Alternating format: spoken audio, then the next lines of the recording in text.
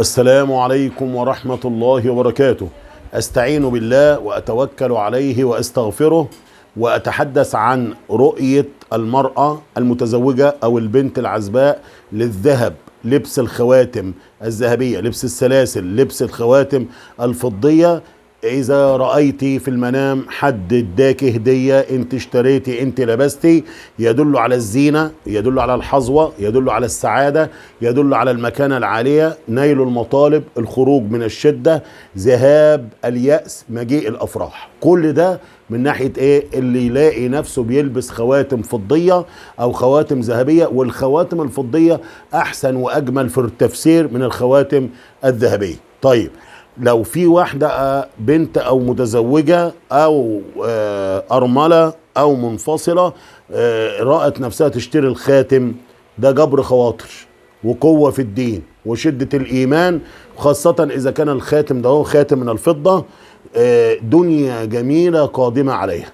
طب ضياع الخاتم عبارة عن فرصة جاتلك وانتي ما استغلتيش الفرصة، ودي الرؤية بتحذرك، بتقولك خلي بالك من اللي جاي. طيب، بيع الخاتم مشكلة. إذا باعت المرأة الخاتم أو البنت الخاتم، معناها إن هي بتتخلى عن الأنوثة، معناها بتدخل نفسها في عنصر الرجال، زي ما بيقولوا أنت بتسترجلش. يبقى بيع الخواتم، لو حد لقت نفسها بتبيع خواتم، خلي بالك، اكشفي على نفسك شوية كده وقولي أنا بسترجل في إيه؟ أنا بتشبه مع الرجالة في إيه؟ ليه أنا ببعد عن الأنوثة؟ طب شر رؤية تشوفها البنت أو الست في الخواتم سرقة الخواتم. طب والخواتم المكسورة برضو من شر الرؤية، لأن هو فراق أو طلاق. الخاتم لما يتكسر طلاق أو إيه أو فراق. طب لو في واحدة ست لقت إنسان بيهديها خاتم، بالخاتم ده مزيف، يعني مثلا يقول لها ده خاتم ذهب أو خاتم فضة، وراحوا شافوه لقوه هو عبارة عن معدن مغشوش، هذا رجل منافق يضحك عليك في كل الأمور، ابتعدي عنه كل البعد. الخاتم في المنام بيرمز لحاجة، هو بيرمز للسعادة، لكن للمرأة بيرمز لها ان في حمل جاي وانت امرأة صالحة. واذا رأت المرأة انها تلبس الخاتم هتعيش حياة سعيدة آمنة مستقرة. طب الخاتم قد يدل على حمل ولد مبارك ذكر يعني.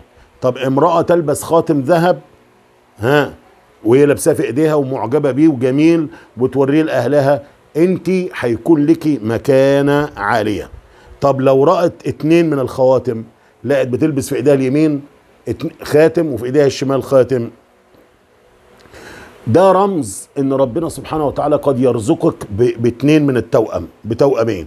طب اذا لبست خاتم ذهب وخاتم فضة في ايديها، هي تسير باعتدال وتوفيق في امور حياتها، الخاتم الذهب وخاتم الفضة. طب هي اشترت خواتم، قالوا شراء الخواتم خير عن بيع الايه؟ عن بيع الخواتم. شراء الفضة يبقى معناها ايه؟ هي امرأة مثقفة في دينها، عايز تعرف الحلال والحرام. والفضة عامة بتدل على العدل وألفة القلوب، وتدل على ايه بقى كمان؟ على عدم التقصير في حق الله، يعني الإنسان اللي دايما تخاف الله وتتقي. لبس الخاتم الفضة بيدل على إنها ستملك شيء وتقدر عليه، هيكون لها سلطان، هيكون لها ملك. طب لو أن فتاة عامة بتقول أنا بلبس خاتم الفضة، نقول لها يا ست أبشري، خطبة قريبة وزواج قريب إن شاء الله. طب واحدة قالت لا أنا بلبس خاتم فضة بس فيه فصوص، في فصوص، ده الخاتم في حد ذاته فرح وسعادة.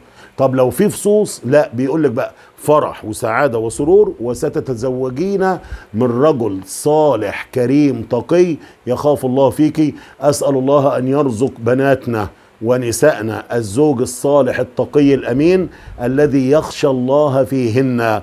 اللهم اغفر لوالدينا ووالد والدينا وكل من له حق علينا، وارزقنا حسن الخاتمة على طاعة. وصلى الله على نبينا محمد وعلى آله وصحبه أجمعين، والسلام عليكم ورحمة الله وبركاته.